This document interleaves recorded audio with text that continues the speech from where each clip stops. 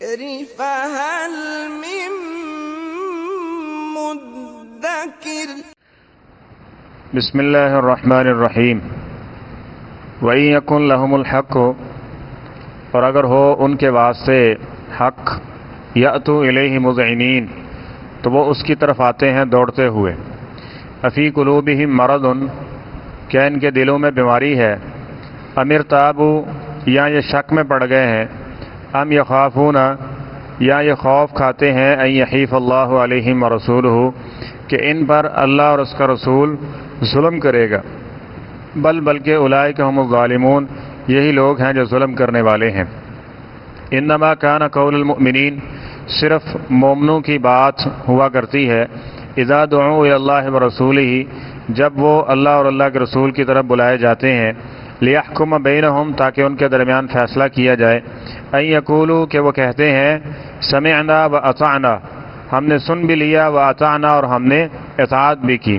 واولئک هم المفلحون، اور یہ لوگ ہیں جو کامیاب ہونے والے ہیں۔ ومن یطع اللہ ورسولہ، اور جو بھی اطاعت کرے گا اللہ کی اور اس کے رسول کی، ویخشى اللہ، اور اللہ تعالیٰ سے ڈرتا رہے گا، ویتقہ، اور اس کا خوف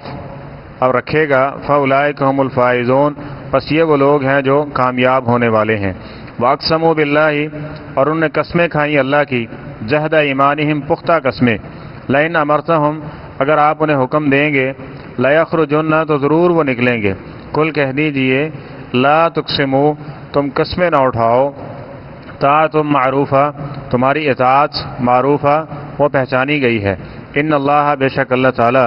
خبیر بما تعملون، وہ باخبر ہے اس سے جو تم عمل کرتے ہو۔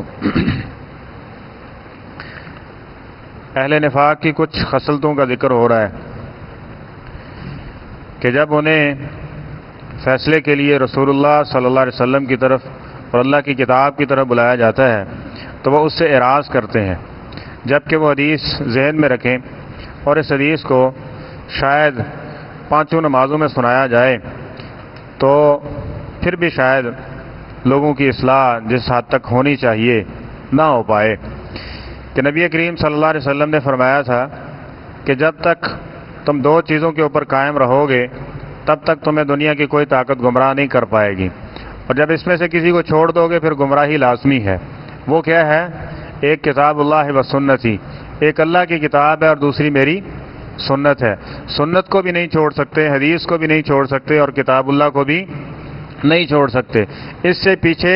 منہ پھیریں گے یا پیچھے ہٹیں گے، ہاتھ پاؤں پیچھے کھینچنے کی کوشش کریں گے تو پھر یاد رکھیں یہ جو وصف اللہ تعالیٰ نے قرآن پاک میں ذکر کیا ہے نا، یہ مومنوں کا نہیں ہے بلکہ اہل نفاق کا ہے۔ فرمایا کہ جب انہیں بلایا جاتا تھا تو یتولی فریق منہم، ان میں سے ایک فریق منہ موڑ لیتا تھا۔ وَإِن يَكُن لَهُمُ الْحَقُّ يَأْتُوا إِلَيْهِ مُذْعِنِينَ، اور اگر بات ان کے حق میں ہوتی، مسئلہ ان کے حق میں ہوتا کہ فیصلہ ان کے حق کے اندر آئے گا تو یأتوا الیہ مذعنین، وہ دوڑتے ہوئے نبی کریم صلی اللہ علیہ وسلم کے پاس آتے، کیونکہ وہ جانتے تھے کہ نبی علیہ الصلوۃ والسلام نے وحی کے مطابق فیصلہ کرنا ہے اور آپ کسی کی طرفداری کرنے والے نہیں ہیں بلکہ حق کے مطابق فیصلہ کرنے والے ہیں۔ اور بھائی جب نبی کریم صلی اللہ علیہ وسلم کے بارے میں جانتے ہو کہ آپ کسی پہ ظلم و زیادتی نہیں کرتے، آپ حق کی طرفداری کرنے والے ہیں، کسی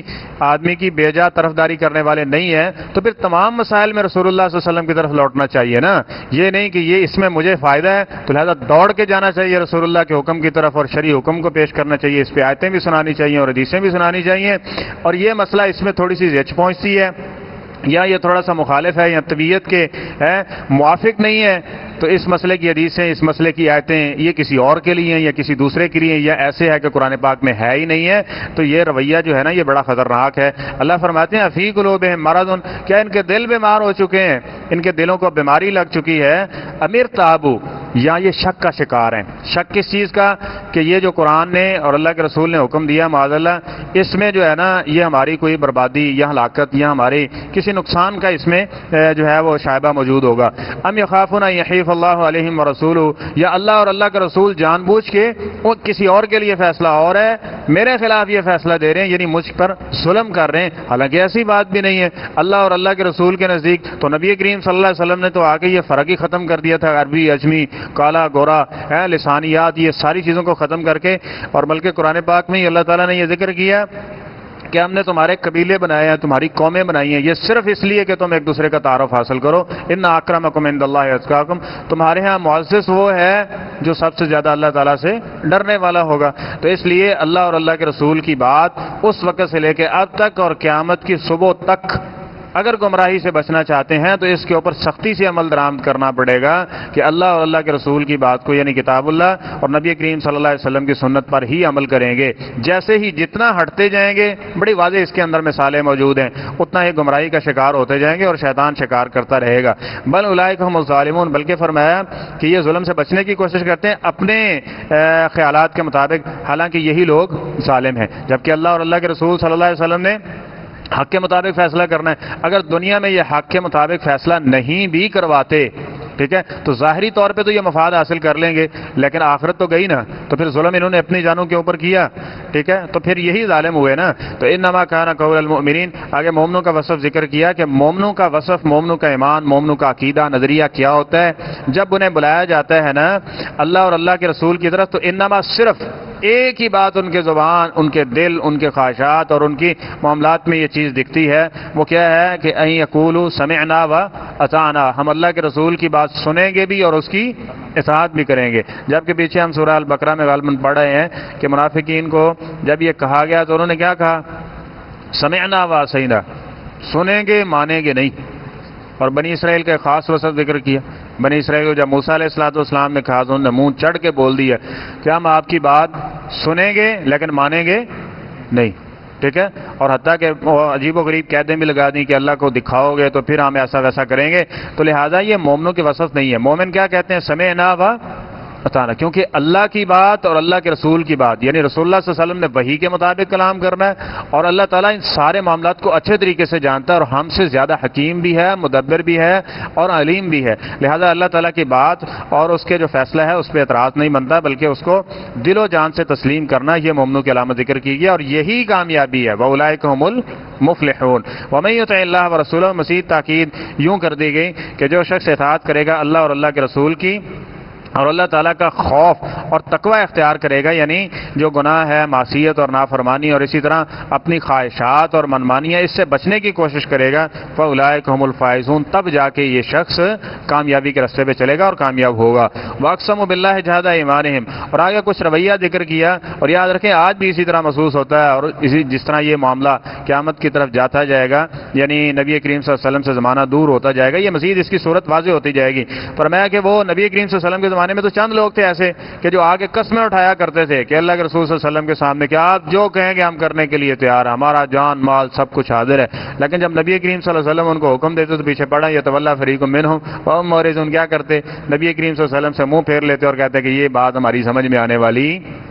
نہیں ہے، چنگی ہے ابھی تمہاری سمجھ جو اللہ رسول کی سمجھ سے بھی بڑی ہوئی پڑی ہے، تو یہ سمجھ بڑی نہیں ہوئی پڑی، اس کو فی قلوبہم مرض، دل بیمار ہو چکا ہے، امیر تاب، یا یہ شخص ایمانی اعتبار سے کمزور ہو چکا ہے۔ تو فرمایا یہ قسمیں اٹھا رہے ہیں اور بڑی پختہ قسمیں اٹھاتے ہیں، لئن امرتہم لیخرجن، کیا جب بھی ہمیں کسی جنگ میں یا کسی معاملات کے اندر کوئی بھی حکم جاری فرمائیں گے تو ہم فوراً نکلیں گے۔ تو اللہ تعالیٰ نے کیا جواب دیا؟ فرمایا اے پیغمبر علیہ السلام کل آپ فرما دیجئے لا تقسموا، قسمیں نہ اٹھاؤ، قسمیں نہ اٹھاؤ، طاعت معروفہ، ہم نے دانت گن لی ہیں تمہاری اطاعت کو دیکھا جائے گا، معاملات کو دیکھا جائے گا۔ قسمیں اٹھانے سے کیا؟ جب تمہیں کہا جاتا ہے کہ یہ کام کرو وہ کرتے نہیں ہو، اور قسمیں اٹھاتے ہو کہ ہمیں آپ سے بڑی محبت ہے، بڑی عقیدت ہے، بڑا پیار ہے، ہم آپ کی اطاعت کریں گے، آپ پہ جان نچھاور کر دیں گے، بچے قربان کر دیں گے، یہ کر دیں گے، وہ کر دیں گے، جب کہا جاتا ہے کہ یہ کام ایسے کرنا ہے تو اس میں تم کھڑے ہو جاتے ہو مخالفت کے اندر سامنے۔ تو میں طاعت معروفہ، اس کے دو معنی، ایک یہ ہے کہ تم نے جو پیچھے اطاعت کی ہے نا، جو مان کے دکھایا ہے نا، وہ ہمیں علم ہے، وہ ہم جانتے ہیں۔ دوسرا مطلب یہ ہے کہ تم عمل کرو جاؤ، جس طرح سورہ توبہ کے اندر ہم اس کی کچھ تفصیل پڑھ رہے ہیں کہ انہوں نے جب وہ پیچھے رہ گئے غزوے سے تو دوبارہ آ کے جب عذر پیش کرنے لگے اور اس کے بعد کہنے لگے اللہ کے رسول ہم ضرور جب بھی آپ کہو گے ہم آپ کے ساتھ نکلیں گے، لیکن اللہ تعالیٰ نے یہی فرمایا تھا کہ آپ جاؤ کام کرو، اللہ اور اللہ کا رسول تمہارے معاملات کو دیکھیں گے اور مومن تمہیں دیکھیں گے کہ تم کس طرح کے عمل کر رہے ہو، اس کے بعد تمہارے جو ہے وہ فیصلہ ہوگا۔ اور یہاں فرمایا کہ طاعت معروفہ، اطاعت کرو، اس کو دیکھ کے فیصلہ ہوگا، باتوں سے فیصلہ ہونے والا نہیں ہے. باتوں سے تم قسمیں اٹھاؤ کہ یہ ہے یہ, ٹھیک ہے. اس طرح تو آج یہ قادیانی کے ساتھ بیٹھک ہو رہی تھی, وہ بھی کہتا تھا کہ ہم محمد صلی اللہ علیہ وسلم کو سچا رسول مانتے ہیں, قرآن پاک کو کتاب اللہ مانتے ہیں, لیکن جب حوالے پیش کیے اور یہ ساری چیزیں پیش کی تو وہ بالکل ماننے کے لیے اس کو تیار ہی نہیں. تو پھر کیا خیال ہے, اس کو بھی سچا مان لے, ٹھیک ہے. تو یہ چیز ایسی نہیں ہوتی, بلکہ طاعت معروفہ, اصل چیز ہے عمل. عمل کے ساتھ آپ جو چیز ثابت کریں گے نا وہ پختہ ہے. تو ان اللہ خبیر بما تعملون, جو تم عمل کر رہے ہو, جس نیت کے ساتھ کر رہے ہو, جس لیے کر رہے ہو, یہ اللہ تعالیٰ خوب جانتا ہے. صدق اللہ العظیم.